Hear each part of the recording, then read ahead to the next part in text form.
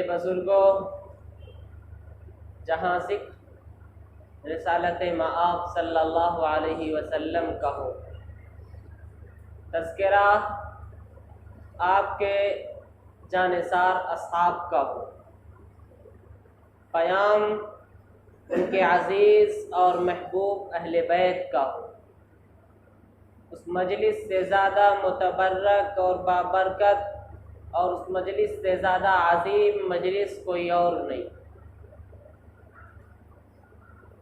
उस ज़बान से ज़्यादा मुअत्तर कोई और ज़बान नहीं।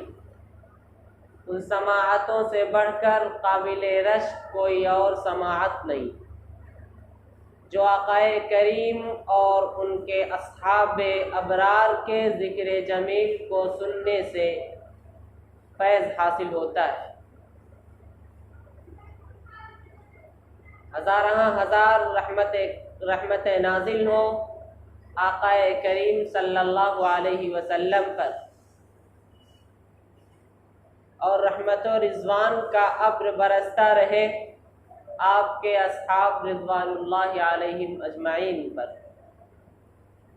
मेरे बुजुर्गों, आज की मौजूदा सूरत हाल के तनाजुर में मैं सबसे पहले अपने आप को फिर आपको मुखातब करके एक बहुत ही ज़रूरी और नया पैगाम मुंतकिल करना चाहता हूँ। अल्लाह ताला ने इस उम्मत को एक बहुत बड़ी जिम्मेदारी देकर भेजा है। फरमाया कि तुम बेहतरीन उम्मत हो, लोगों की भलाई के लिए भेजी गई हो, लोगों को बुराई से रोको, अच्छाई की तरफ दावत दो, अल्लाह पर ईमान रखो। अल्लाह ताला कहता है कि हमने इस उम्मत को बतौर गवाह के बर्पा किया है। फरमाया वकज़ालिका जअलनाकुम उम्मतन वसता लितकूनु शुहदाअ अलन्नास वयकूना अर्रसूलु अलैकुम शहीदा, कि हमने तुमको एक मुतदिल मुतवस्सित दरमियानी उम्मत और गिरोह बनाया है, और तुमको इसलिए बर्पा किया है ताकि तुम लोगों के सामने हक की गवाही दो, हक पेश करो, उनको बताओ कि सच्चाई क्या है, हकीकत क्या है, अमानत क्या है। ये तुम्हारी जिम्मेदारी है। नबी पाक सल्लल्लाहु अलैहि वसल्लम ने जिस तरह हक की दावत पेश की थी, हक की गवाही तुम्हारे सामने दी थी, अब तुम्हारी जिम्मेदारी ये है कि पूरी दुनिया को मुखातब करके इस्लाम की दावत दो। लेकिन हम तो इस्लाम की दावत देने के बजाय खुद अंबियाए किराम की तालीमात को फरामोश कर बैठे, उनको हमने पसे पुष्ट डाल दिया। क्या वो लोग जिनको अल्लाह ताला ने ज़बान अता की है, वो अपनी ज़बान का इस्तेमाल बेहूदी और शैतानी गालियों में इस्तेमाल कर करके अंबियाए किराम की तालीमात को फरामोश नहीं कर रहे हैं? क्या अल्लाह ताला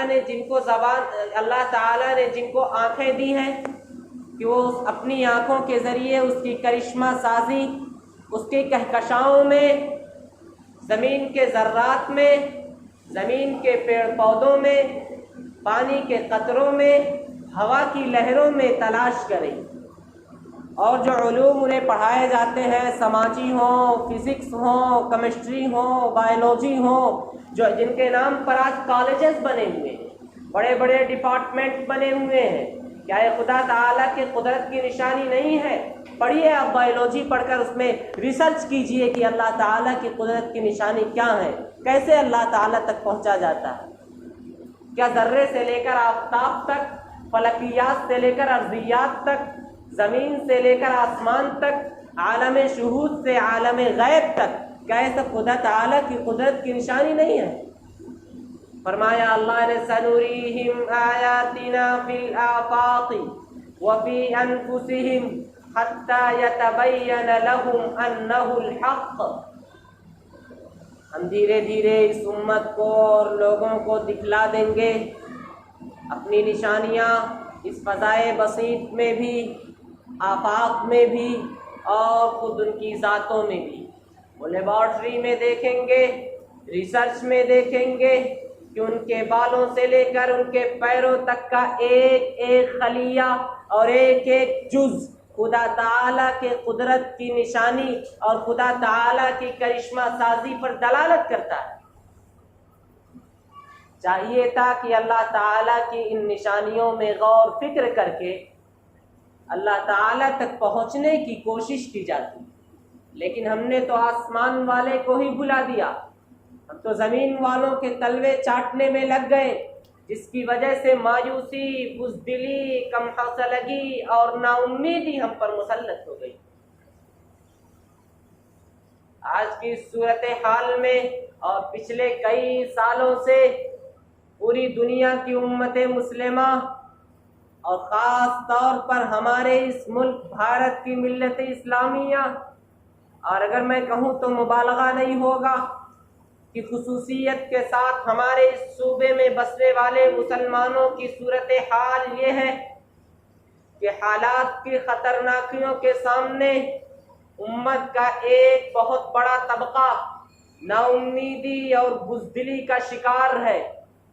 आप जायज़ा लीजिए नौजवानों का, आप रीडिंग कीजिए उनके जज्बात की, तो ऐसा महसूस होता है कि हालात की ख़तरनाकी के सामने, हालात की नाजुकी के सामने उम्मत का एक तबका मायूसी और नाउम्मीदी, बुज़दिली और शिकस्त खुर्दगी और मरऊबियत की नफ्सियात का शिकार हालात के सामने बिल्कुल सिलेंडर कर चुका है।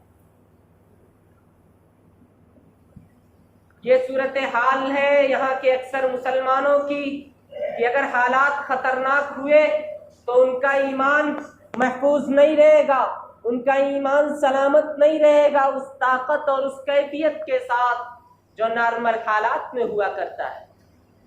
इतना कमजोर ईमान कि नॉर्मल हालात में तो सलामत रहे, लेकिन इमरजेंसी की हालत में वो डगमगाहट का शिकार हो जाए, वो नाउम्मीदी और बुज़दिली की तरफ इंसान को लेकर चला जाए। ये है हमारा ईमान। हालांकि जिस नबी को हम मानते हैं, जिस कुरान को हम मानते हैं, उस नबी ने और उस कुरान पाक ने इसको ऐसा अमल बताया है, नाउम्मीदी और बुज़दिली को ऐसा अमल बताया है जो इंसान को ईमान से उठाकर कुफ्र की दहलीज पर ले जाकर खड़ा कर देता है। फरमाया कुरान पाक में कहीं लफ्ज़न और कहीं इशारों में फरमाया वला तयअसू मिन रौहिल्लाह इन्नहु ला ययअसु मिन रौहिल्लाहि इल्लल कौमुल काफिरून। अल्लाह की रहमत से मायूस मत होना, क्योंकि अल्लाह की रहमत से मायूस वही लोग होते हैं जो ईमान से महरूम होते हैं। फरमाया वमन यक़नतु मिन रहमति रब्बिही इल्ला ज़ाल्लून। अल्लाह की रहमत से मायूस वही लोग होते हैं जो ईमान से हटकर गुमराही के दलदल में जा फंसे हो। वला तक़नतु मिन रहमतिल्लाह इन्नल्लाह यग़फ़िरुज़्ज़ुनूब जमीआ।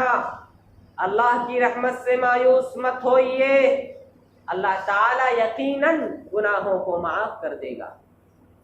ज़रूरत है उससे लौ लगाने की, ज़रूरत है उससे रुजू होने की, ज़रूरत है उसके मखलूक़ात में उसकी निशानियाँ तलाश कर करके उस तक पहुँचने की। जिस उम्मत के पास कुरान करीम जैसी इतनी मुक़द्दस और साफ हिदायत मौजूद हो, क्या ये अजूबा नहीं है, क्या ये अलमिया नहीं है कि उस उम्मत के अफराद का एक बहुत बड़ा तबका नामुआफ़िक हालात में, नासाज़गार हालात में, उन हालात में जबकि नज़र आता है दूर तक न देखने वाली निगाहों को कि बातिल सामने खड़ा दंदना रहा है और वो शायद दंदनाता ही रहे और उसकी दंदनाहट में कभी फर्क ना आए, उम्मत का एक बहुत बड़ा तबका मायूसी और नाउम्मीदी की तरफ चला जाता है। क्या इसको इस उम्मत का अलमनाक सानिहा नहीं कहा जाएगा कि नबी पाक की उम्मत सहाबा जैसी रोशन और आइडियल मॉडल जैसी जमात की जानशीन उम्मत, उनकी जगह संभालने वाली ये उम्मत सिर्फ अपने ज़बान से सहाबा का नाम लेती हो, सिर्फ अपने ज़बान से नबी का नाम लेती हो, सिर्फ अपने ज़बान से कुरान का नाम लेती हो। ये ताल्लुक़ सिर्फ ज़बान की हद तक रह जाए, ताल्लुक़ सिर्फ नारों की हद तक रह जाए, ताल्लुक़ सिर्फ एहतजाजात और जलसों की हद तक रह जाए, और अमली ज़िंदगी में वही नाउम्मीदी, वही बुज़दिली, वही कम हौसलगी, वही मायूसी जिसका दूर दूर तक हमारे रोशन तारीख रखने वाले असलाफ से कोई ताल्लुक़ और कोई वाबस्तगी नहीं। पढ़िए सहाबे किराम की सीरत को, पढ़िए नबी अकरम सल्लल्लाहु अलैहि वसल्लम की सीरत को। अगर खुद नहीं पढ़ सकते तो पढ़वाइए किसी से। बहुत चौंका देने वाली सूरत हाल है। सैलाब हमारे घरों तक आ चुका है, किसी का भी घर महफूज नहीं रहेगा, किसी का भी घर महफूज नहीं रहेगा अगर हमने आज ही से जंगी पैमाने पर इस काम को शुरू नहीं किया। ज्यादा कुछ नहीं करना है। आपके मदरसे है, दारुल उलूम है, हनफिया है, किसी मुस्तरद आलिम दीन को बुलाइए और मस्जिद में मर्दों की मजलिस, महल्ले में किसी के घर औरतों की मजलिस मुनाकिब कीजिए। आलिम दीन आएंगे, उनको सीरत सिखाएंगे, सहाबा की सीरत से रोशनास कराएंगे, उनको तौहीद का पाठ पढ़ाएंगे। 1000-2000 से ज़्यादा महीने में नहीं खर्च होंगे। क्या इतना भी नहीं कर सकते अपने ईमान की हिफाजत के लिए मुसलमानों? अल्लाह ताला आपको ईमान सीखने की, सहाबा की सीरत पर अमल करने की, नबी पाक की सीरत पर अमल करने की तौफीक अता फरमाए। व आखिरु दावाना अनिल हम्दुलिल्लाहि रब्बिल आलमीन।